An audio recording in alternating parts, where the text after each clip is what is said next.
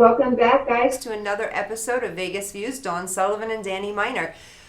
Danny, those Golden Knights. Listen, Vegas, if you're not excited this week, you're never going to be excited. We're the world champs. We are not like, I'm telling you right now, Dawn, and I mean this, The Golden Knights are going to be America's team. You know how they call the Cowboys America's team? Which it hurts me to say that because I hate the Dallas Cowboys. But I feel like the Knights are going to be America's team. Absolutely. I really do. Yeah. And people are rooting for them all over. And you know what they said, Dawn? They said the Knights are going to be good for a long time because the players want to come here to play. Oh, yeah. It's exciting. They get to live in Vegas.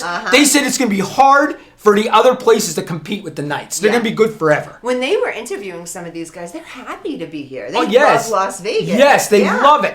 And I watched one of the NHL players, and he's like, it's going to be unfair for Vegas because people want to play there. It's not going to be hard for them to convince people to go play there. It's a great atmosphere. The fans, come on, look at us last. Did you see out front of T-Mobile? That was outstanding. They were singing "We Are the Champions." It was awesome. So let me ask you, where were you? I was at South Point. South Point. South Point. We were at South. We stayed the night at South Point. We did a little quick staycation. Went to swim and stuff and gamble and play poker. But during the Knights game, we sat down and watched it. Dawn, I was jumping. I was giving everybody high fives. The place was crazy. Did you watch it at home? I watched it at home. Okay. And then it hit, and I just texted you. We did it. I know. I was like, how about it was a blowout? Yeah. It was a blowout. I mean, they're so good. And now, did you see the parade? I did. Okay. Were you there? No. No. Okay. You know what, though? I heard nightmares how hard it was to get there. People said it was hours to get there. They couldn't park. Well, there was nowhere to park. They closed the street. Right. The parameters of everything. You couldn't get in, out, nothing. So that was like, there's a part of me that was like, that would have been cool to be there, but actually be there in that traffic and those people, no. Right. It was cool to watch it on television. And, you know, when I first moved here, you know, I wanted to go to the Strip for New Year's Eve, you know, to see the fireworks. I've done that a couple and times. everybody told me don't do it. Yeah. Did you like it? But people are telling me it's so packed, it's not even fun. It was quite a few years ago for me. So right. It's like, it was over a decade ago. So, yeah, it was okay. Now, no. Yeah. Now, no way. That's how I felt. I need to be in my pajamas now. 10 years ago, I was still like, yeah, Vegas. So now, listen, at the end of the parade, you know, they all went up on stage. Some of our Knights players, they might have been a little intoxicated. I heard this. I didn't see this part, but I heard this. Tell me, what happened? Our one star player, God, I can't think of his name right now. Masaso, I can't think of his name. Yeah. But anyway, he was really intoxicated. And he had his shirt off. And he's like, we won, you know, he's doing one of these, you know, and like people like loved the it. Vegas sway. Yeah. But listen, people were mad, but I'm going to tell you, they party like Vegas would party, right? So that's what we do here. Yes. We party, and that's what we do. This is an entertainment, so I have no problem with it. Yeah. Listen, think about this. They were wanting to win this since they're little boys. Yeah. They dreamed about this. So listen, did they act up? Yes. Did they get drunk? Yes. So what? Was it bad? We've all been drunk. A scale from 1 to 10, how bad were they? It was bad. He was like up there, and like I could tell at one point, like he was like standing on things and doing this, and he had his shirt off, and like one of their PR people was trying to get him. You know, I saw her saying, "Okay," like trying to get him. You can see their PR people like, "Oh no," because it wasn't just him drunk; they were all kind of drunk. They were drinking out of the cup, you know what I mean, and stuff like that. But you know what? So what? You know, people judge people. They're like, "Oh, look at that guy who's drunk." I'm sure they all were drunk before in their day too. I can totally relate to that too because I represent people. Right. So I have to be careful the way they act. So sometimes it's like, oh no, don't say this or don't say that. You're like, no. So with the intoxication, I'm like, please don't get drunk. This is what I tell them. Please, you become a different person. Yes, yes. And that's it. You can see their PR person trying, no, don't do it. But you know what? It was so great for the city. I mean, the support. Oh my God, there were so many people there. Yeah. And like I said, I think you're gonna have more fans from all over the country liking the Knights because Vegas. You know, I feel the Knights are gonna be like the New York Yankees of baseball. The Dallas Cowboys. I hate to say that. I hate the Cowboys. I hate the Cowboys. People from everywhere do love them. Yes. Yeah. So it's like, you know, you're a Cowboy fan, aren't you? I am not. I thought you were. My brother is a Cowboy fan. Is he really? I'm not a Cowboy fan. No. Listen, I'm an OG. Oakland Raider fan. Are you really? Yes, but I was a Raider fan when they were Oakland Raiders. Right. So, yes. Now listen, I like this is funny. I liked the Raiders because I liked the costumes when I was little. In my mind, they were little silver and black costumes. I kind of like that too. Yeah, I'm surprised I cool. wasn't a Raider fan. Yeah. But being in the Philly area, you cannot. Philadelphia Eagles are. It's like people. I can't even explain. Oh, I know. it. You guys are nuts. It's insane. Absolutely, you breathe it. Yes. We used to have season tickets. I used to go to 6 games a year, and it's just everything people say about Philly is true. Yeah. The fight, the entertainment is the fans more than the game. Yeah. Because there's fist fights, there's everything, especially the Dallas Eagles games, because that's a rival. The Dallas Cowboys hate the Eagles hate the Cowboys. I mean, it's just the way it is. But that's what I liked about the Oakland Raiders. Like back in the day, Oakland Raiders with everybody Yes, was like that. John They Madden. were rough. Yeah, they were rough guys. Yes. They were like, their fans were beating each other up. It was Yeah. entertainment. The thing about the Raiders, though, and their fans, don't get mad at me. They haven't won anything in like 30 years. I know. I mean, they're and every year, and I love their fans. Believe me, you guys should get credit because you're like Raiders. It's like 30-0. They score a 3-point field goal, and they're Raiders. We did great. Yes, and they're always like positive. And I'm thinking to myself, you have no chance of winning the Super Bowl. Zero. I mean, this team coming this year is going to be horrible again. I mean, See, Raider fans, we're about the underdog, right? Yes. Oh, Raider fans, we're just like waiting to lose again. We don't get that hurt, but it is so funny because sometimes I'm like, oh man, we lost again. What did I expect? Yeah. But I mean, they are diehards. I mean, they are I went to 2 years ago. The Eagles played the Raiders here. Okay. So I used to work for this law firm. So the attorney called me up. He said, "Hey, Danny, I got tickets to the game. Do you want to go?" I'm like, "Yes." So he gave me free tickets to the game, which was great of him. And I go to the game, and I sat right next to Raider fans. And I thought everybody talks the Raider fans are just as bad as the Eagle fans. They're going to harass you. This and that. They didn't. They were really cool with me, man. I sat right next to them. They busted me. They're like, how could you live in Vegas and be sticking for the Eagles? They busted me. Yeah. But honestly, it was all in good fun. The Eagles actually lost that game. Yeah. But I did not see what everybody saw. I thought the Raider fans treated me nice. They really did. They were friendly. Of course, they ribbed me, but that's all in the fun of it. There was no fighting. They weren't throwing stuff at me or anything. Yeah. The Eagle fans, though, they throw stuff. I've heard that. Like, it's crazy. Listen, I'm going to tell you this story. I'm at an Eagles-Dallas Cowboy game, and if you wear a different color opponent's you're risking your life. And I hate to say it, but it's honest to God truth, Don. When I see people when I used to go into the games and you'd stand in line, I would say, don't wear that jersey. Yeah. Go back and change. I remember this young kid, he was in his 20s, he was wearing a Dallas Cowboy jersey. I'm like, he goes, you think I'll be okay going to the stadium? I'm like, no, I don't. I think you should go back and change your shirt. I was sitting there one day at Dallas, this is what they do. And I know we can't curse, so I'm not going to curse. Okay, so just try. Okay. We're at 3 seconds. When somebody walks in with another jersey, the whole section of the Eagle fans call him an a-hole. The whole section, all the way till he sits down. And when he sits down, they all throw stuff at him. I'm not kidding you. That's how Eagle games are. It's insane. I watched a guy pour a beer on a Dallas Cowboy fan right over his head. Yeah. I mean, it's insane, Eagles games. So I was expecting that with the Raiders. And then I did not see it. I did not see it. The only thing and correct me if I'm wrong, Raider fans out there, the only thing the Raider fans told me was it doesn't feel like the old Oakland, where they used to have the black hole. They said here, it's half the fans are the visiting team, half the fans are Raiders. Like, there was as many Eagle fans as there was Raider fans at that game. It is what I think from being an old Oakland Raider fan to a Las Vegas Raider fan, it's commercial now. Right. It's very like sunshiny bubble gum. Yes. Las Vegas Raiders. We're Vegas Raiders. We're Oakland Raiders. We're tough. They Yes. are a bunch of badasses. Yes. Now it's becoming very like Raiders, Raider Nation. Like shiny. They shined it up. Well, Yes. come on, look at where they're home. Yes. It's the most beautiful stadium on the planet. Yeah. Listen, and I'm the kind of guy, I'd probably like the old Raiders, right? Yeah. They're rough. When I go to the Strip, I like going into do you remember Bill's on the Strip? They used to be. God, yeah. I used to go to all them Casino Royale stuff like that. Yeah. I'm the kind of guy I'd rather go to the hole in the wall. I enjoy the hole in the wall bars. I don't like fancy stuff, so I probably would have liked the old Oakland Raiders stadium. Yeah. I like going into the old things. No, I don't need things shined up. Yeah.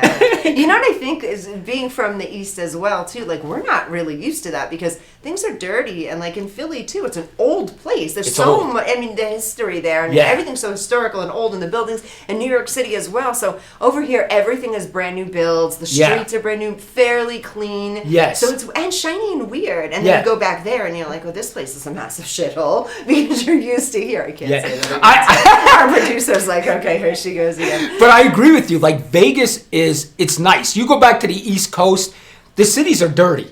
Philadelphia is dirty. New York City, gross. Oh my God! You don't want to go to the subways; they're horrible. You're risking your life. I'm going to be honest. Wait, we're so spoiled now. Don't get weak on me. You're risking your life. You are so dramatic. That is so not true. Listen, he's being dramatic. If I go to New York City, when I go to New York City, I'm going to be hopping on a train. No problem. Listen, I was in the subway in New York City. I never sit down. I stand because I want to give my self a chance to defend myself because there is some crazy people in that subway, don't you think? Yeah. But see, the funny thing is we're so opposite because you're like, yeah, you want to give yourself, stance. For me, it's like I just won't sit there because I don't know what's sat there. Oh, okay. Or germ. Yeah. Think about it, how gross that is. People all day long, nobody's cleaning that train like ever. Probably's never been cleaned. Never. Maybe like 82 or something. Yes. They wiped it down real quick, but there's not such a Lysol wipe in decades. I see that for me, but I get what you're saying. Yeah, stands up so you don't know what's going to happen. I do. Yeah. I always stand. I don't want to sit. I don't want to be a victim. Thinking. Yeah. But listen, you're from this city. I wasn't from New York City. It's so comforting. It's so comforting being in a major city. I feel like nothing is going to happen. When I hear things happen on a train, I'm like, oh, that's the same thing. Like something happening wherever. It just so happens on a train. So I think people get so afraid, like, oh, we're going to go on a subway and that's scary. That's not scary. It's just a couple of rats the sizes of cats. That's all. And some homeless. We got homeless everywhere. You know who has a good subway system? Washington, D.C. Have you ever been there? Yeah. No, I haven't actually. Really? No, oh my God. When we used to go to D.C., you can park 30 miles outside the city and then take the train in. So it's easier so you don't have to deal with the traffic. Because Washington, D.C. Cool. Okay. Yeah, so you can park, hop on the train, take the train into the city, then the city, it brings you out back to your car. And you actually hop on this train like 30 miles outside of Washington, D.C. And this way it stops the traffic so bad. Because the traffic in D.C. I would compare to L.A. It's that bad. Bad traffic. It's bad. Yeah. Washington, D.C.'s done. And Philly's bad, but Washington, D.C.'s really bad. Los Angeles traffic is so bad that it makes me not want to even go. I don't even want to go. And my daughter lives there, and she's always like, Dad, come visit me. I hate the traffic. Your daughter is so beautiful, by the way. Thank you. His daughter is gorgeous. I saw the pictures of you guys for Father's Day. Happy Father's Day, by the way. Thank you. And to all you guys that I didn't see this week, happy Father's Day. Thank you for being wonderful people. But yeah, she's so pretty. Oh, thank you. She looks like you. I'm like, oh, how cute is that? So you guys went to eat? Yeah, we went to eat. Then we went to. Ever go to the Pinball Museum? I want to go. No, it is awesome. I heard that place. It's right on the strip. It's it's like little up from Mandalay Bay on the other side. Yeah. They put it in a brand new building. It used to be in a generic building. Now it's nice. They have it all painted. They're actually building a hotel right next to it. If you like the old games, everything in there is like a quarter. You know what I mean? Is it just pinballs, or do they have? No, they have everything. Like old school Street Fighter. Yes, all of that stuff. All of that stuff. That, like old school Pac-Man, Miss Pac-Man, everything's Street Fighter. in there. Oh, what was the other one that I loved? Mortal Kombat, but old school Mortal Kombat. Yeah. You'll love the Pinball Museum. I recommend it. We went there. We had a good time. I took my grandson when he was here too there, and then we ate dinner and. We had a good time. And we gambled. I won $111. I was happy. Once you gamble and you win. How has your gambling been? You been okay? It's been all right. I'm probably going. I was going to play in the World Series event this week. Okay. But I'm going to play. There is an event, I believe, at the Golden Nugget. Okay. It's a $200 buy-in on Thursday. Another small little iconic dinky place, but I like the Golden Nugget. They're giving out for your $200 buy-in, I believe Thursday. They're giving a $25,000 prize pool. Oh, wow. So that's not bad. Yeah. So because there's so many poker players in town right now. Oh my gosh, there's a controversy on the World Series of Poker. There's controversy. I forgot to tell you. Okay. They believe a guy may have been cheating at the World Series of Poker. There's allegations out there that the guy was cheating. They have him on camera. He actually was at a featured table, so they had the cameras. Okay. When he would look at his cards, he would put his nail in one of the cards and mark it. He was marking the cards. He would look at it, and then when he gave the card back to the dealer, he would stick his nail in it and give it back so he could tell. Honest to God, they got him on camera doing it. They have him on camera. So what did they do about it? Did they stop I don't know what they're going to do. They didn't stop the game. They didn't stop the game. They just realized it now. Did he win? Huh? Did he win? I don't know if he was winning. I didn't read all of that. But Daniel Negreanu said that. He said, He said, it was weird. He said, I'm not that observant on the cards. You can mark the cards all day and I wouldn't know. Yeah. He said, but I looked, I'm thinking, this card's marked. And he said it was a jack. And he said, I saw like a little crack in it. He said, then I get another card back and it's another jack that has a crack in it. And he said, I thought, this is weird. So then they were reviewing the cameras and to me, it looks like the guy's cheating. I mean, it definitely looks to me like he's putting it in about there. that. If he is tapping the jacks and you know how to count cards? No, I'm not that smart. So if somebody is able to count cards, I'm thinking Dawn could, because she looked at me like, you can't count cards? I didn't say it like that. I'm just kidding. I'm just kidding. Danny, you gotta learn how to count cards. I'm just kidding. So for anybody that can count cards, you guys understand, if they were to get 4 jacks and doing that, he's setting himself up for a win, right? Yes. Yeah, and it's Major. crazy. But They gotta do something about that. I know. I mean, Yeah. it just came out last night. Okay. And then people are like, he's definitely cheating. And then there's some people, well, maybe he's not. And I'm like, it's blatant. You can see him. He's putting them. Like, Don, I'm telling you, like, you know how poker is. You look at your cards Yeah. and then you just toss them in right up. No Yeah. good, right? He would, before he tossed them in, he went like this with his nail. You can see it. It's obvious. I mean, it was, they caught him. And I don't know if you know this, back at Phil Ivey, do you know who he is? No, who's Phil Ivey? Phil Ivey's like major, like in the top 5 poker players. Okay, top 5. He originally got popular in Atlantic City, then he moved out here to Vegas, right? And he was at the Borgata in Atlantic City, and I guess this card deck or something that they were using, he found out that there was something wrong with it. You could tell what cards it is. Something with the diagram on the back of them, and he took the Borgata for like $2 million because there was like some kind of discrepancy in the cards that you were able to tell what card it is. So the Borgata sues him and won't give him his money because of this. Somehow they find out he did this and there was a big lawsuit. And Ivey actually lost. He actually lost, and a lot of people were like, hey, he should have won. Just that was your fault the cards were messed up. He just figured it out. Yeah. You know what I mean? So that was a big lawsuit with Phil Ivey. I didn't know if you know who he is. No. He's like a Negrano. Yeah. Phil Ivey. He's Yeah. but he started in Atlantic City and then he came out here to So he Vegas. lost. They didn't give him his money. The Borgata in Atlantic City refused to give him his money. He was playing like that's a bad look on I forget them. whatever the heck it was. He wasn't playing poker. He was It's playing. not his fault, right? So that was a I bad agree. look on the yeah. Just because they had a bad card deck, Yeah. and he figured it out. You know Yeah. what I mean? I don't see his fault. Yeah. Hey, I mean, what am I gonna do? Not look? You know what I mean? So tell the audience right now, how safe do you think it is for the casino? So let's say you go in. There's a couple of hustles in Vegas. I'm sure they're coming up with new stuff all the time. But with the camera systems and everything, is it almost impossible to cheat? I would say yes. Yeah. I mean, So the only I'd be scared to death to go in there and cheat, right? Yeah, I mean, you're a camera everywhere. Yeah. You know, I don't know if people know this, but I know, like, say somebody cashed out and put like $1 ticket. You can't even take that. You would get arrested for that. Yeah. You know how somebody like you print your ticket and they say, I don't want this $1 and they leave it. You can't even pick that up. Yeah. They're watching everything you do on that. Once I was at Red Rock Casino, and this is when Red Rock kind of not first opened. It was open maybe 2 or 3 years, but I found $600 on the floor. Okay. And I picked it up and I went straight to security. Right. I was like, oh yeah, no, because they will put you in cuffs. That's Yes. not $600. You can't do that. And I was like, look, $600. I'm walking Yeah. with it like, it's where's security? Where's security? Like, I found this on the floor, and they were like, thank you so much. I know that guy was gonna pocket it, but I was like, you know, yeah. It's crazy, but the World Series of Poker, that's a black eye. I hope. Listen, I think it's true. I saw the guy. It looked to me like he was cheating. That's so crazy. I have to check all these things out. I know. now. I mean, it definitely to me looked like he's cheating. So I'll be at the Nugget on Thursday. Hopefully, I win. I didn't win this week at South Point. So you need some vibes and luck. Guys, Yeah. you guys gotta see I need some vibes and some luck. Okay, Danny, you were just mentioning something to me earlier before we began. There's a crime out there. 3 little boys. Ugh. Tell me about this. Guys, brace yourselves. This one sounds crazy. We're gonna just get into our crime right now. Take a break. Actually, let's take it. And then we'll come back with that, We'll come yeah. back with this. Okay, guys. 2 minutes. We'll be back. Don't forget to tune back in. Traditional TV is going away. Hollywood is starting to fade. People are demanding real stories from real people. Our voices are now being heard in our own way. Podcasts, Facebook, Twitter, YouTube, and TikTok Live are becoming the norm.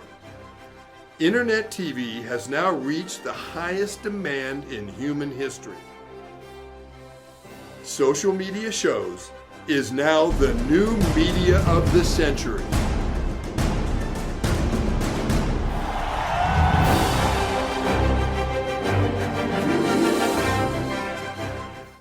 Hi, I'm Deacon T with Modern Word Ministries. It's great to be with you today. Just a short little promo for our show. Every Sunday morning we have service, and you can follow us at 10 a.m. Pacific Time on modernwordministries.org. And if you missed us or you want to see some of our older messages, go ahead and check us out on socialmediashows.com every single morning at 9 a.m. It's a great way to kick off your day, get a little bit of the word in you, get something uplifting, get you started off on your way. You know, if you're looking for prayer or you need some help, reach out to us. If you go to our website, again, that's modernwordministries.org, you can interact with me via telephone, via DM, text message, whatever you want. I'll get right back to you. So if you need prayer, you need help, you just need somebody to talk to, Modern Word Ministries is here for you. We are your church in the community. So until you see you next time, be blessed, everybody. Bye-bye.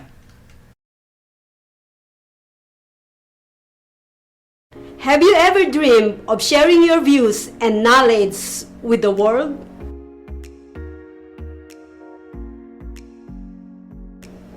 It should be easy, right? Just turn on your phone, talk into the camera, upload to your social media, then sit back and wait to go viral. Unfortunately, it's not that easy. Not only that you need a great message, you also need a video production as well as a quality sound and lighting. If that's not enough, you still need to make sure that video's description, title, and thumbnails are optimized by SEO and search algorithms. What a hassle! Don't worry, Social Media Shows is here to help. With our years of production online experience and professional studio, we can remove all the technical roadblocks out of your way so that you can focus on the message you want to share with the whole world.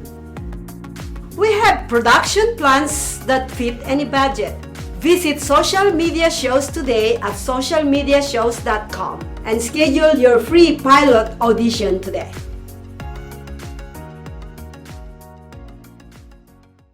Hello, everyone. This is Joseph Skoda with Social Media Shows. Well, I thank all of you for your support through these last several years, and it's been a lot of fun. We've given people a voice they never had before.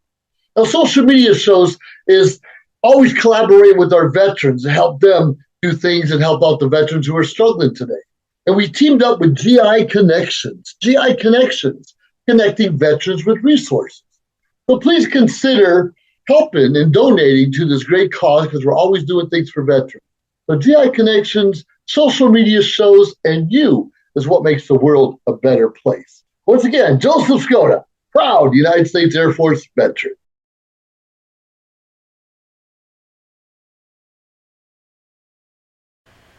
Welcome back, Las Vegas and abroad. Don Sullivan and Danny Miner. Okay, Danny, we were just about to talk about this story, so I didn't hear about this. What is going on with this story? I just want the viewers, brace yourself, because Don, honestly, this brought me to tears this week. I couldn't even talk about it on my TikTok. I mean, it's all over TikTok. People are devastated. This father in Ohio, I have no idea why he would do something. This is the most horrendous thing I've ever heard of in my life. He took his 3-year-old, his 4-year-old, and his 7-year-old boys. He has 3 boys, and he executed them in front of their mother in the front yard of his house. The one little boy got away from him, and he chased him down, drug him back to the front of the yard, and shot him execution style with a rifle. All 3 little boys. That's unspeakable. I can't even fathom. I can't either. This happened in Ohio. Yeah. And this is the biological father. Biological father, and he killed him in front of the mother. The mother got shot trying to defend him. She got shot also, but she lived. So was this out of nowhere? Out of nowhere. Does he have domestic violence past with her? Have there been any reports or anything like that? The only thing he had back like maybe 5 years ago, it was a domestic violence against his father. He was choking his own father. He was arrested for that, for actually assaulting his own father. Yeah. Then the charges were dropped because it's family. Probably that's why it was dropped, okay? Now, the grandfather, who's the father, came out and he's like, this is not like him. I mean, could you imagine being the family of him? No. I mean, like people were saying, well, the grandfather didn't talk really well in the news. Well, of course, he lost 3 kids. His son's in jail for doing this. I mean, I can't even imagine what that grandfather's going through. Dawn, this is so heartbreaking. Like, they said the police, the EMTs that went to the scene are going to be scarred for the rest of their lives. For the rest of their lives. Yeah. Oh, my God. You And where can't. is this? You said Ohio? Ohio. Can't remember the name of the town, but it is in Ohio. I think it was close to Cincinnati, close up in that You have this area. on your TikTok. I have 3 videos. I'm going to tell you how crazy this case is. My one video is at 750,000. Guys, you got to get on right now when you're done with the show, obviously, and get on to Danny's TikTok and go ahead, look through this. Act the Crime Solver on TikTok. I have 3 videos. Almost all 3 of them went viral. People are devastated over this time. I mean, they're devastated over it. It's crazy. So he confessed. He confessed. He sat on this. The cops rolled up, and this is how the cops got the call. Somebody saw a girl running down the road screaming, he's killing everybody. He's killing everybody. So then the cops show up. He's sitting on the curb. They're like, what's going on? He said, oh, nothing. Like nothing, calmly, nothing. And they just went with the cops. Yeah. Didn't try to fight his Didn't father. fight with the cops, anything. Sat on the curb, nothing. What's going on? Nothing. What did you think psychologically, Danny, brings... This is what I don't understand. And you know my background in psychology. What gets somebody to that point where it's just, I'm going to do this? I can't even say I can understand if they weren't his biological kids. I can't even make an excuse for this. But all around, those are your children. Those are your babies. How do you go and just kill them? And Don, here's what can take someone to that point? I agree with you. And listen, this is going to be controversial what I say. A lot of people will not agree with this, but they talk about the active shootings and all this stuff like that. And they want to get rid of guns and they want to get rid of this. Our biggest problem in this country is mental health. Mental health is our biggest problem. And people don't want to hear that. But it's true. I just rode over here, okay? Do you know how many people I saw at red lights that need mental health? And we don't get people mental health All there. of them. Yes, but we don't get people mental health. Yes. We just let them go. Now listen, if you were sick with cancer, you were sick with some kind of disease, we would get you help. But just because it's your brain that's sick, we don't get you help. It's the biggest problem we have. Yeah. It is the biggest problem we have. And Don, as a cop, and I know a lot of people don't know this, but like cops could take somebody to get mental health treatment. Mm-hmm. If a person says they want to hurt themselves or hurt others, I have the right as a cop to say, take you physically in custody and sign you into mental health. And I've done that 150 times. Is that what a 72-hour hold is? Yes. Okay, because I've heard about that before in Las Vegas, and I think this is great. What they'll take somebody is either if they're suicidal or if they're just don't look like they're living the right life in the street, whatever they're doing, talking to themselves, banging their head on a wall, whatever they're doing, they'll take them in, they hold them for 72 hours and assess to see are they safe, are they going to hurt themselves or someone else, correct? Sort of. And this is where the problem comes. Okay. That's how it's supposed to work. Okay. Okay? But I'm going to tell you how it really works as a cop. Okay? I take somebody says, I feel like hurting people, I feel like hurting myself. I take them to mental health, and if they're drinking, they're saying, well, they're probably just doing that because they're drinking. Okay? So then, usually, 9 times out of 10, by the time I get back to my police station, they release the person. Because even though I bring them in and I sign a form, yes, this person said that, it's up to the doctor if they're going to hold them. The doctor could release them. Just because I signed the paperwork doesn't mean they're going to be held So we have 72 a hours. lazy seasoned doctor that's like, oh, they're drunk, let them go back into society. I've had that. Don't believe me, I've had that. Oh, well, he's drunk. You can't bring them in when they're drunk. People say stupid stuff when they're drunk. Doesn't mean they're going to do it. Don, I've had this so many times that you get frustrated. Because why even bring them to mental health if you aren't going to do anything? I mean, you got a person out there threatening to kill other people, you take them to mental health and they release them. And their hands are probably tied, though. Do you know what I mean? Danny, I see that so many different lights, what you're saying right now. You bring someone to get help, they release the person. It seems like the system keeps releasing all different types of people. Yeah. What is the repercussion there? So let's just say, for instance, in that exact case, you're the cop. You pick somebody up, but this guy's not doing too good. He's saying he's going to kill me, his mother, his father, his brother. And you pick him up, you put him in. Some seasoned doctor just had enough, and another drunk person in Vegas lets him go, and then that guy goes and blows up the liquor store. Right. What is the repercussion on that doctor or on that judge or on that officer who said, nah, that person's fine, let them go? Is there anything, or they're just allowed to keep pushing them through a system? I think lawsuits, definitely. I mean, as a cop, I would never risk that. If I went here and you told me you were going to kill yourself, I'm taking you because I don't want to leave you and then you do this and it comes back on me. I would never want to do that. Same thing with domestic violence. I went to a domestic violence case. Any signs of any kind of abuse, I was taking the person. Yeah. You know, so I think mental health, you know, if a person's in there saying they want to kill themselves, we need to treat them. We shouldn't just, and I'm going to give you, we got a couple minutes yet, right? Yeah. We're good. I got a story for you that you're going to be in shock. I'm patrol one day, right? I get a call. They're like, hey, such and such, and I knew the people. Once you're a cop, you kind of get called to the same houses, and you kind of know the people, because it's the same people. It's like Batman and Robin. This week it's the Joker, next week it's it's the same people every week, okay? So I get called from this girl that I used to go to her houses for domestic all the time, and her name was Shannon, and she said she was dating this guy named Barry, and they would fight all the time. So she called me, and she said to me, she said, hey, Danny, she said, Barry cut his wrist, and he's driving to Hazleton. We had a big domestic. He took a knife, cut both of his wrists, and he's driving to Hazleton. Okay, from Freeland, which is 2 little small towns in Pennsylvania. Okay. I'm like, okay, I said, I'm out here in the car. And then dispatch calls me. Hey, this guy cut his wrist. He's driving in such and such a car. I park my car so I knew he would pass me. And there he is. He passed me. He's driving his car. I get there and I'm thinking, I've dealt with this guy before, Don, so I'm thinking like he fake cut his wrist for attention, you know. Oh, look I got a little scrapes. And I'm thinking he did this for attention, and I'm thinking no big deal. So I put the lights on, I pull him over. Like I said, I know him. It's like the Penguin. It's like Batman and Robin. I'm like, Barry, did you cut your wrist? Shannon told me you cut your wrist. And he's like, yeah, Danny, I did. I hate to laugh, but it's just so funny. It's true. The way, and even just your delivery, I was like, Barry, come on, Barry. Stop I did. Domestics. Sorry, it was funny to me. I probably was at the house 50 times. I know them better than my kids because they fought all the time, right? So anyway, long story short, he goes, yeah. I said, well, let me see them. And Don, he went like this. And there was blood squirt out of all these wrists. My eyes probably went like this. I reached my radio and said, send an ambulance.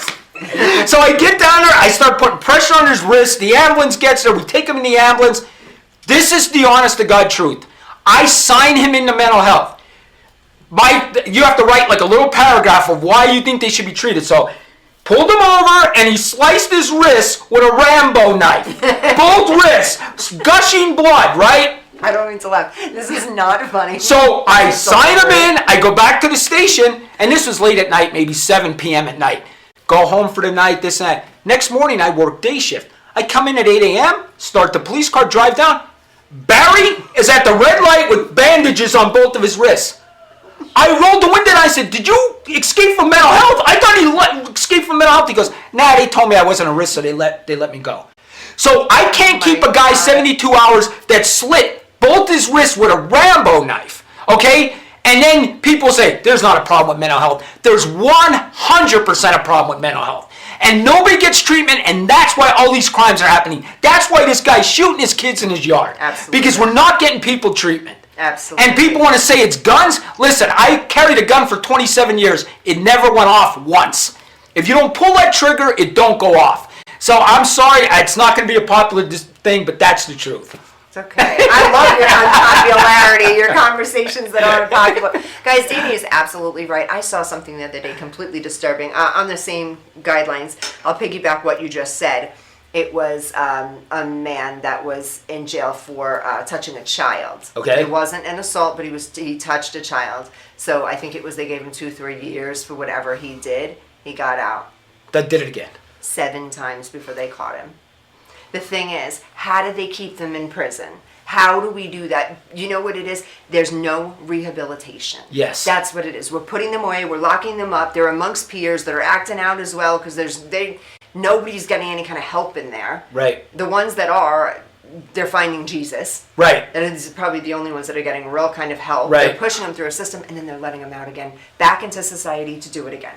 Listen, I'm going to tell you, Don, I think people can be rehabilitated, but sex offenders, I'm sorry, I don't see it. As a cop, I seen them as repeat offenders Always. all the Yes. time. I'm going Yes. to tell you a quick story. We had a guy that came into our community, and when a child molester would come into your community, they would let you know as a police department. The parole officer would come in, and he told me that. I'll never forget the guy's name. I won't say his last name, but his first name was Eddie, and he was in jail for like 15 years for molesting kids. He gets released, comes to our town. So the parole officer comes and tells us, hey, this guy's living in your town now, blah, blah, blah, blah, blah. Dawn, maybe a month later, I'm trying, and he's not allowed to be around kids. Not allowed to be around kids, part of his parole. All of a sudden, I'm driving down the road with a police car. I see him driving with a car full of kids taking him for ice cream. And I thought to myself, this guy's not supposed to be around kids. I call his parole officer and I said, yo, you better check on your guy. He's driving young kids for ice cream. I personally witnessed it. You know, they never violated his parole, never anything. He molested all them kids. Of course. He was taking kids in the neighborhood for ice cream. Yeah. He molested them. I arrested him. He's doing life now in prison.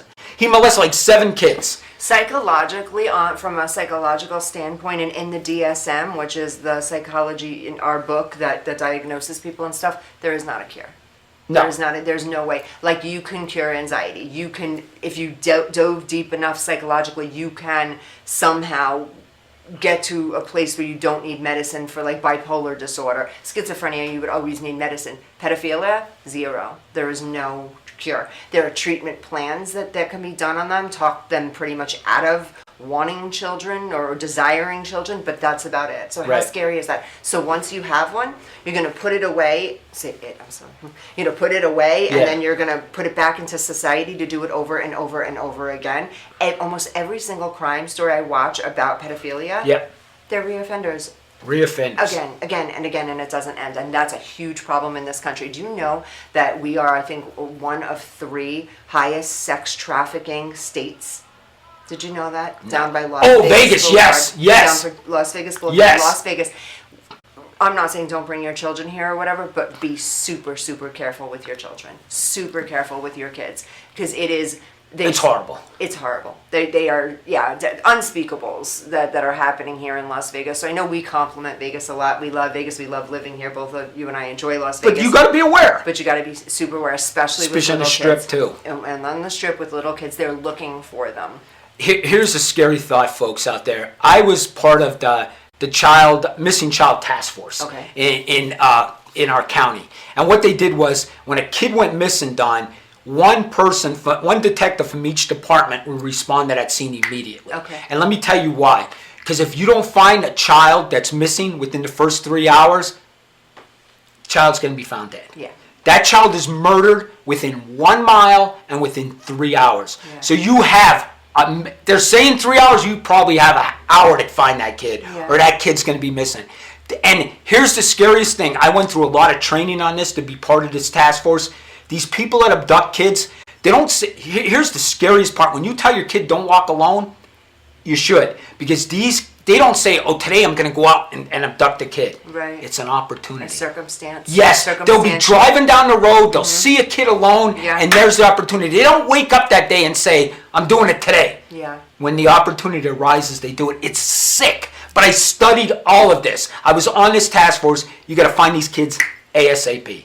As soon as possible. And isn't it so hard sometimes because schools will just unfortunately not report the kid missing? So Yes. for instance, they're walking to school, they get picked up. By the end of the day, then the parent realizes the kid's gone and it's over. Yes. It's a very rare thing that kid will ever be seen again. Yeah. Yes. There are a couple of cases where they were just taken and stuff and they were found. But I'd say 2 out of every 10,000 Yes. that they're found alive. Yes. Yeah. And the Amber Alert that you get on your phone, Yeah. a lot of people don't understand that Amber Alert.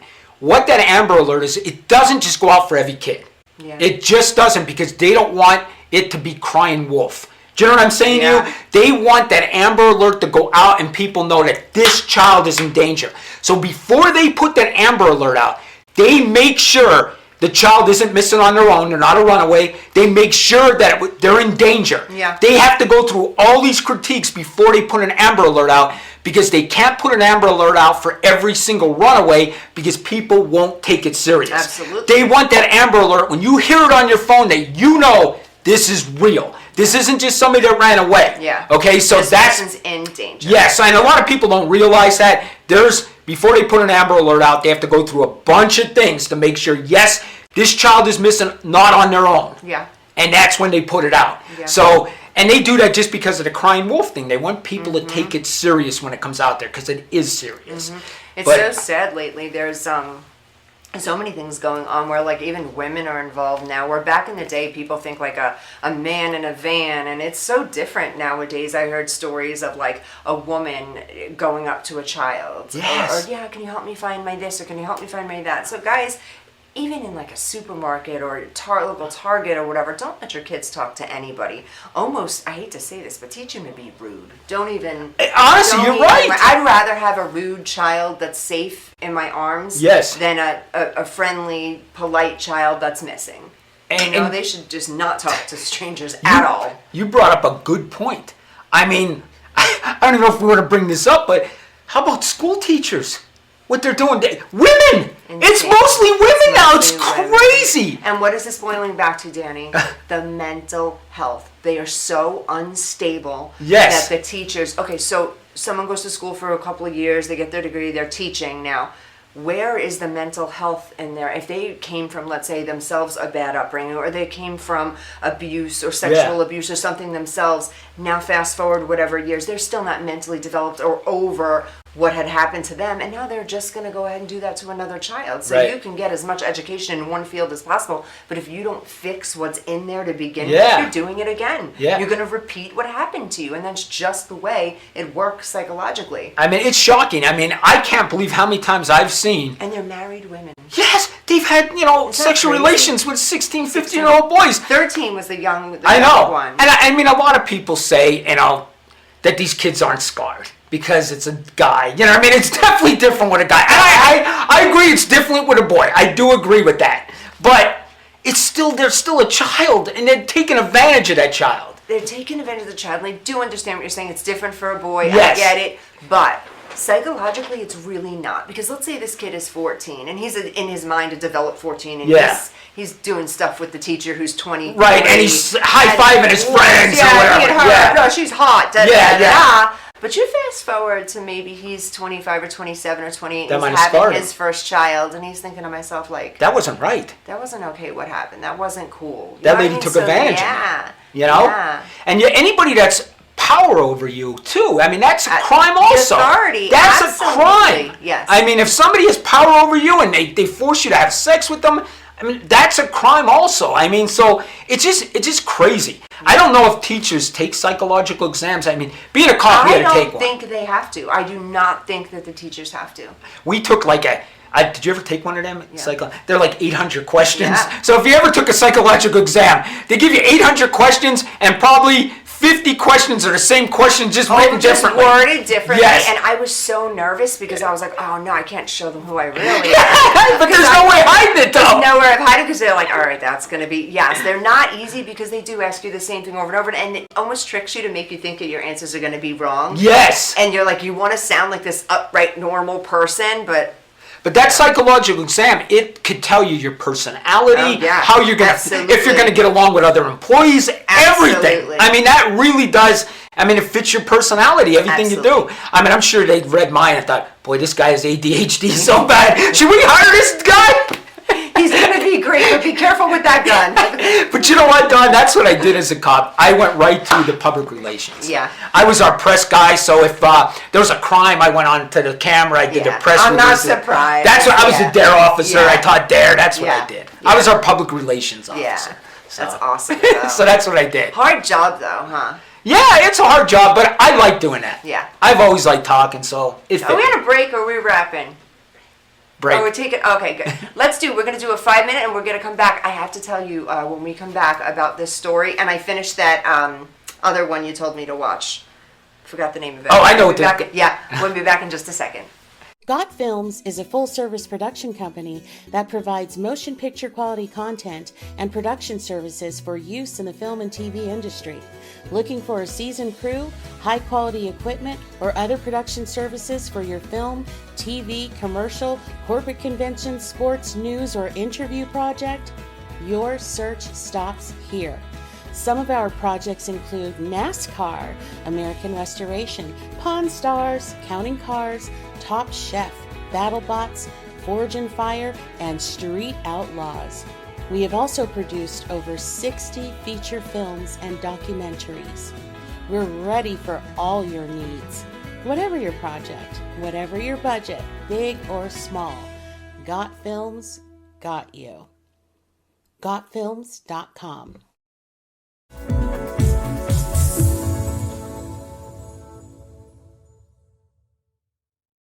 Shopping for a new home is an exciting time, and the mortgage process just got easier. New American Funding's all-digital mortgage application takes all the hassle out of applying for a mortgage. Simply put in your information and we do the rest. Safely and securely verify your income, assets, and tax information electronically. Plus, you get access to track the progress of your application anytime, anywhere. Less questions, less paperwork, less hassle, and instant access. Ready to start shopping for your new home? Let's get started.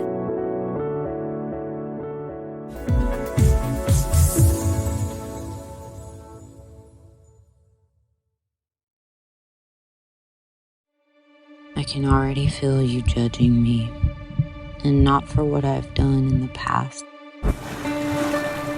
but for what I'm about to do. I had what mattered, and I got careless. Like, I don't deserve more. I don't deserve sympathy. I don't deserve to be here. Where the hell are you? Why aren't you answering your phone? Jenna! What is the matter with you? Someone once told me, you may not be everybody's cup of tea, but you're somebody's shot of whiskey. Excuse me, ma'am. My car ran out of gas and I left my wallet at home. Could you please spare a couple dollars so I can refuel my vehicle? I literally have nothing. What's it gonna take to get you to join a program? Get back, dog! If Jesus wanted you to have a dog, he would have blessed you with a bowl and a leash now, wouldn't he?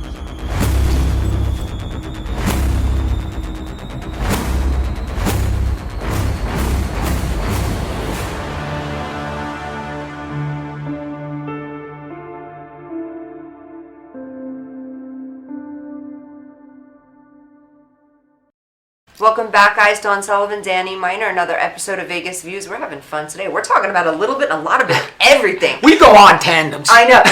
We don't stop, so just the conversation starts. But keep up, guys. Hey, and if you want us to talk about anything, email me. thecrimesolver@yahoo.com. We'll talk about it. Yeah, you could also call in to us. Yes. Call in, and then we could ask questions live. Yes. Nothing too crazy. Don't ask us anything too crazy. Yes. Okay, so real quick, I wanted to talk to you about this.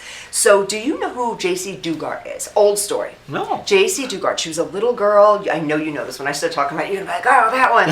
Okay, so she was a little girl at a bus stop. She got picked up by this man and this woman. Well, the man kidnapped her first. They brought her to her house. She lived in a tent in a backyard. Years and years and years. Had 2 kids or 3 kids with them.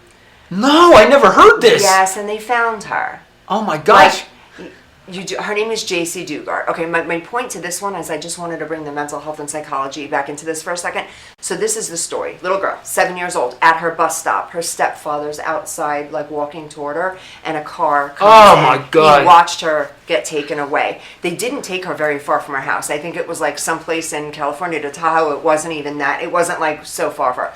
They had her kidnapped in the backyard under tents and all this crazy stuff for years. I mean, I think she was gone 18 years. Oh my God. But in those 18 years, she gave birth, or twice. I'm going to say 2 times she gave birth. And then they ended up finding her. Okay, and how they found her was just really weird. And do you know it was about 15 to 30 times that Child Protective Services came in and out of that house for different reasons, because they were fostering and things like that, and nothing. They never checked the backyard. They never just, can you imagine being this person, being held captive, all these things are happening to you, and there's people there to save you. They're this close, but you can't say, hey, save me. Oh my God, it's horrible. So she grows up, and she then births these children with him. And then they get caught. Somehow they get caught. They go back. And psychologically, so many people like ripped her apart because she wrote a book and she was all over People magazine. She was on New York Today, New York, and she was on all these other different programs. And they're ripping her apart, saying, now you have 2 children to protect and you're in this environment. She was a 7-year-old child. Oh my God. Taught herself how to read. Taught herself how to just be human at this point. She was treated disgusting all these years. And now they're getting on top of her saying, why didn't you leave? Psychologically, a 7-year-old is so traumatized just by night 1, 2, and 3, what was happening to her. Do you think she's actually going to leave? So please keep an open mind, guys. This is to the public. When something happens to somebody, don't do one of those, you guys should just leave, or why didn't the child run, or aren't children taught to run? You don't know how you're going to act in these situations. You don't know what your natural reaction is going to be. People are funky under fear. You know, there are some people, there's fighters, there's people that are going to fight, there's people that are going to run, there's people that are going to freeze. Fight, flee, and freeze. So you don't know what you're going to do. So yeah, that kind of upset me. I had to put that out there because they rip her apart on social media. That's saying, horrible. JC Dugard should have done this and that, protected her babies, and she was a baby herself. Her mentality was only still 7. So she's now in her 20s, or now in her 30s, but back then when she got released, she was in her 20s or late 20s and still she didn't know what was going on in the world. She just kept captive in a backyard. So guys, stop being so judgy, and you don't know what you'd be like under those circumstances. So I just have to put that out there. Okay. Just like, I think it was Elizabeth Smart, same kind of thing, right? Same thing. Yeah, they threw same thing. so much shade at her. The public threw so much shade. I mean, there was a lot of people that were grateful that she was home and safe. Right. Well, not really safe, but that she was home and that she wasn't murdered. But everything else under the sun had happened to this poor little 14-year-old girl. And yeah, people came at her. Why didn't you just run away from them? Let that stuff happen to you and see if you can just run away, guys. So please have an open heart to this. And that's for society, because that upsets me. You see so much on social media that everyone judges. If I was in that situation, I would do this and this and this and this. Okay. And it goes back to, we talked about this before, the domestic violence, same thing. Absolutely. People say, why didn't she just leave him? He's done this 3 times. She can't leave him because she's caring about her kids. She might not have enough money. Where's she going to live? Absolutely. You know, not everybody has family that could help them. Right, absolutely. Not everybody's financially stable. So you got to realize sometimes they can't. And guys, you want to hear something even more crazier than they can't? Right. Psychologically, maybe this is comfortable for them. Yep. If people were raised in an environment where this is all that they know, maybe dad, stepdad, whomever's beating on mom, and then she grows up and she has some kids early in life, and then someone's beating on her. This is all she knows. Maybe a world and a life without domestic violence wouldn't be something even comfortable for her. So before you jump to judge, or before have some understanding that not everyone was raised the same way you were, and we've all been through a lot. But have some grace with these people, especially people that are true victims. And these are true victims, whether they're victims to the domestic violence that's happening in the home, or they're just a victim to their entire upbringing, to their existence. Right. Because like you always say, we're not all on the same playing field, guys. We don't always start 100%. from Yeah, the I same agree place. with that. We don't. Yeah. And if you think we do, that's crazy. Then you're nuts. Yeah. Everyone has. It has something to do with every single action, reaction, and the steps we take in our lives. It's from our upbringing. Yes. You know, some psychologists would say I'm out of my mind with it, but it is 100%, in my opinion, the truth. What you have here is going to determine what you're going to become unless you get the help you need to fix what was initially broken. With the hopes that some of you, lived your life with nothing broken, had a beautiful, perfect childhood, but that's very, very rare. Everyone's had some sort of trauma that they need to work through. Sure. Yeah. I feel like I'm marketing for psychology. Now. We talk about everything here. Oh, speaking of talking about everything, Danny. Okay, I'm not kidding you. So remember how I said last week that, that supernatural stuff's not really my thing, and the whole ghost thing? Okay. So I opened my mind a little bit, and I was like, maybe what he's saying might have some substance. Maybe this is real, and he's not just on one this week. Because I thought that. I'm like, Danny's just on one this week with all this stuff. No, I lived this. I kind of believe you. Tell me more. Guys, if you didn't tune in last week, you missed a hell of a show. Danny, tell us what you were talking about, please. Listen, the UFO... I got more info, okay? And I promise, this week I'm not going to call you crazy. I'm not going to laugh at you. Not once. I'm not. Okay, the UFO that supposedly landed here in Vegas in these people's backyard and stuff like that. Now, there was rumors. Listen, I get my news from TikTok and social media. I don't even watch TV anymore. Because I don't believe Fox, I don't believe CNN, I don't believe any of the news. They're just programming us like a bunch of abusers. Yes, it's basically propaganda put in your mind. So I get my news from social media. And there was rumors that I guess Metro Police have a division of Homeland Security. It's called Homeland Security, Metro Police, whatever. And there was rumors that Metro put cameras up in this Homeland Security part of Metro put cameras up in these people's backyard. Wow. Now, everybody's saying, oh, it's not true, but they asked Metro. Metro did it. They put cameras up in that backyard for 3 days. Metro admits they did put cameras up in that backyard. Why would Homeland Security and Metro put cameras up in that people's backyard? Because this was just a fake call, right? Why would Homeland Security put cameras up in that backyard? And there was another guy on TikTok. Listen, I know it's TikTok. People could be just looking for views. But this guy was very believable, and plus he did a couple other videos after saying, honestly, I'm just telling you what I heard. He said he was at this event, and there was a Metro cop, and he said, just for the hell of it, he brought up conversation to the Metro cop and says, hey, are we being invaded? Like, just kidding with the Metro cop. And he said the Metro cop looked at him and said, yeah, we're not allowed to talk about it. And he goes, are you serious? He goes, yeah, we're not allowed to talk about it. And the guy said, yeah, it was kind of crazy, you know, this and that. And he goes, you know what's even crazier, the Metro cop said? We have 20 minutes of body cam footage that they won't release, and they got rid of. Yeah. That there was 20 minutes of body cam thing, and it didn't release it, right? Danny, I'm tough. You're selling me on it, though. You're selling me on it. I'm not kidding. I was on the 215 highway in the Summerlin area heading down toward Las Vegas Boulevard.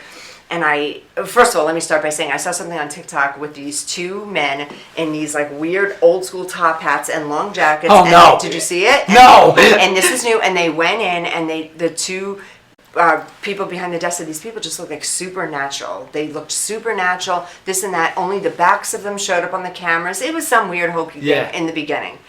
So then I know I know that you're getting into my head because I'm driving and I see a red 67 Mustang with these two blonde guys that were in suits. They just didn't look like real people today. Like, you don't see a 67 Mustang with like two blonde men and they're driving perfectly. And I'm like, this looks like they're right out of like a different time zone. So my head goes right to, well, Danny said they're like in a different. So I'm thinking to myself, this is a little trippy, but I'm not kidding. When I did pass them and I looked through my rear view, they didn't look human. Their faces looked like, and I'm like, they're amongst us. Like, that's what you said. They're living amongst us, right? I'm starting to And did you say they were blonde? They were blonde. They're called, I think they called them, you're going to really think I'm crazy. I don't even want to say this. They call them Palladians or something like that. They're supposed to be blonde. They look like us. Aliens. I'm just going what I'm told. I'm just saying what I'm told. I swear to you, I've never heard that before. That's true. They were blondie blondes. Like they said yes. Blondes. They're called Palladians. You know what? I'm going to Google it and I'm going to send it to you so you can read about it. Oh my God. Listen, I know this sounds crazy, and I know we got to go. But one last thing. This is the biggest story of our lifetime, and nobody's taking it serious. Your U.S. government told you it's real. They told you they have 12 spacecrafts, and everybody's like, yeah, okay. Like, nobody believes this. I know, because they've lied so much. I know. They've lied to us so much that now when something's real, we're like, oh, we don't believe that crap. Yeah. Guys, I think we have less than a minute here. Dawn Sullivan _ Go catch me on Instagram. And guys, I'm going to start being a little bit more active on TikTok. Danny and I were just talking about earlier. So come to I think my TikTok is Dawn Sullivan 17. Dawn Sullivan 17. Guys, Danny, tell them how they can get in touch with you. At The Crime Solver and at thecrimesolver@yahoo.com. Email me any questions. We'll bring it up on the show. Anything. And guys, if you have any cool stories for him or anything that's going on, anything you want him to do a little research for or anything like that, it's really, really cool. And start logging on to definitely his TikTok. Some of it's funny, some of it's crazy. Oh, and for you guys that know Crazy Eddie, who that is, please hop onto Danny's TikTok. Crazy Eddie. It's an old commercial from the 70s and 80s in the East. And it is fantastic. So anybody that knows, that's hysterical laughing right now. Yes. People that don't know it, I'm sorry, just Google Crazy Eddie. It's so much funny. Again, Dawn Sullivan _ 877 acting 4, 877 acting 4, Dream Tracks Academy. If you guys need any modeling, acting, TV, commercial, film, print, we're the place to go. See you soon. See you next week. Oh, the week after next week. I'll be here next week.